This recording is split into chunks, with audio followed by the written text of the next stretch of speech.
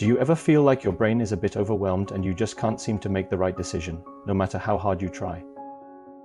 Well, what if I told you that the key to making better decisions both for yourself and for others isn't about willpower? It's about a hidden superpower called choice architecture. Hi everyone, and welcome back to the Jackson Talks channel. In this video, inspired by the groundbreaking book Nudge by Richard Thaler and Cass Sunstein, we're going to dive into how this powerful concept, when combined with change management, can transform your personal life and your business. Get ready to learn how to make the easy choice the right choice. So, what exactly is a nudge? A nudge is any aspect of the design of a choice that alters people's behavior in a predictable way, without forbidding any options or significantly changing their economic incentives.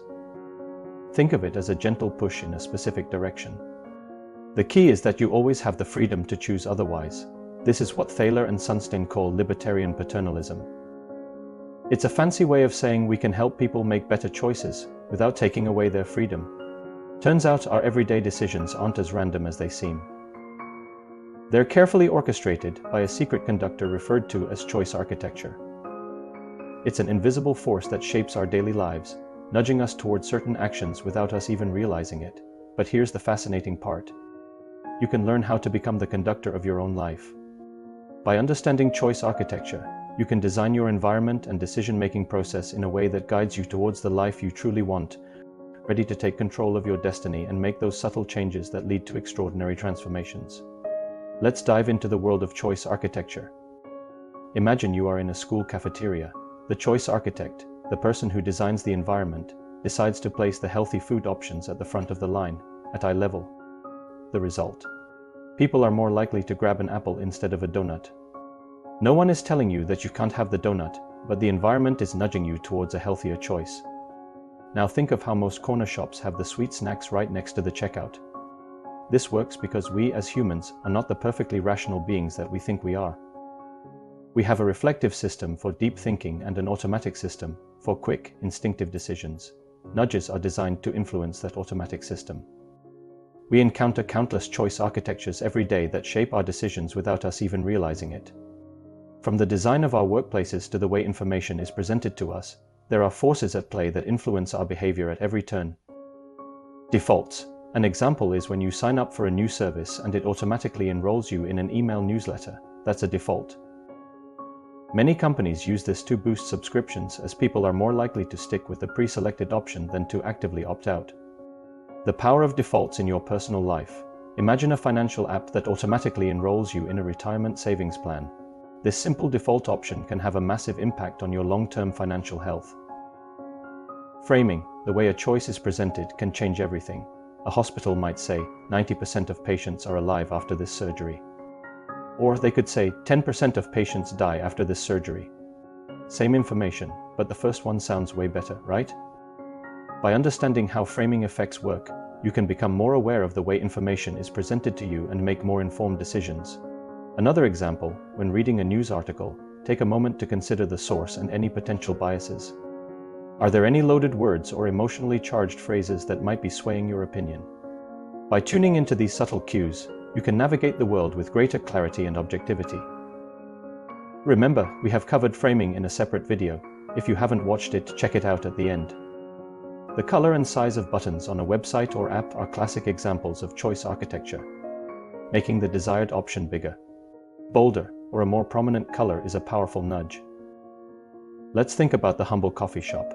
The next time you order your favorite latte, pay close attention to the way the barista asks you for your order. Chances are they'll start with something like, "What can I get for you?" Or "What'll it be?"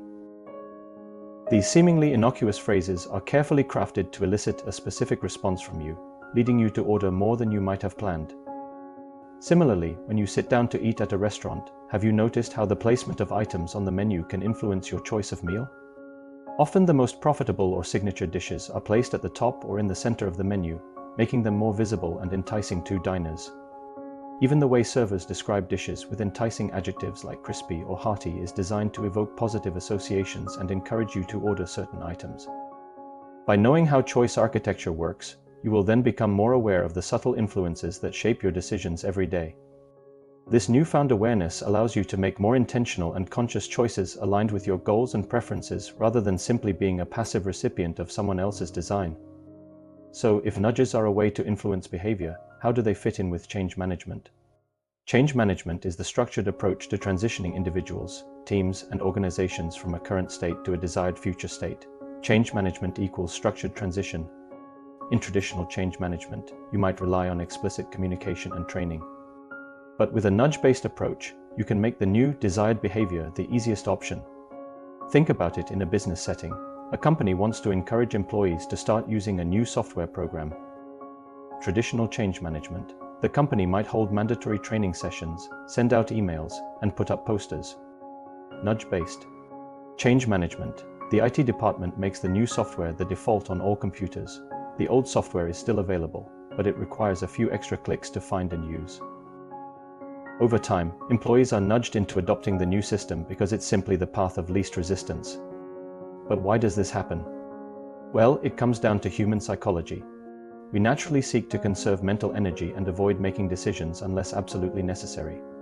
Therefore, when faced with a choice, we tend to go along with the flow and select the default option rather than swimming against the current and choosing something different.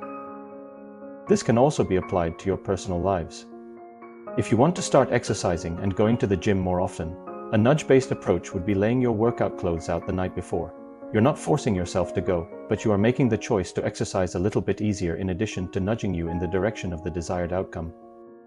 Choice architecture is also behind many of the products we use every day. Social media. The likes and shares we see on social media are a form of social proof, a powerful nudge that encourages us to engage with popular content. So please like and share this video. Fitness apps. Most fitness and exercise apps now send you reminders to drink water or track your steps. They are using a nudge to build a positive habit. They provide immediate feedback and encouragement. E-commerce. Have you ever noticed on Amazon that customers who bought a product also bought X, Y, or Z? This is a form of social proof and a nudge to increase your average order value. Loss aversion. Did you know that the fear of losing something can be a stronger motivator than the desire to gain something of equal value? For instance, imagine you are playing a game where you have the option to either keep $100 or flip a coin to either double your money to $200 or lose it all and walk away with nothing. Even though the potential reward is higher, many people would choose to keep the $100 because the pain of losing it all is more unbearable than the excitement of doubling their money. This is loss aversion, the cognitive bias that describes how people are generally more motivated to avoid losses than they are to acquire equivalent gains. The tendency to feel the pain of loss more acutely than the pleasure of equivalent gain has a significant influence on our decisions, often leading us to cling to what we already have rather than taking risks or embracing new opportunities. By recognizing these patterns, you can take steps to overcome loss aversion and make more rational or forward-looking decisions that align with your long-term goals. The beauty of the nudge and choice architecture is that it can be a tool for good. When used ethically and transparently, the way Thaler and Sunstein intended, it empowers us to design environments that help people live healthier, happier, and more productive lives. The next time you make a decision, take a moment to look at the environment around you. Is something nudging you in a certain direction? Why not take up the challenge to embrace the role of being the conductor in your own life's orchestra? Just as a skilled conductor guides an orchestra towards a harmonious masterpiece, you can harness the power of choice architecture to shape your decisions and create the life you truly desire. If you found this talk empowering, stay tuned for more transformative insights. Don't forget to hit that like and subscribe button. Together, we can continue to unlock the secrets of human behavior and master the art of making better decisions.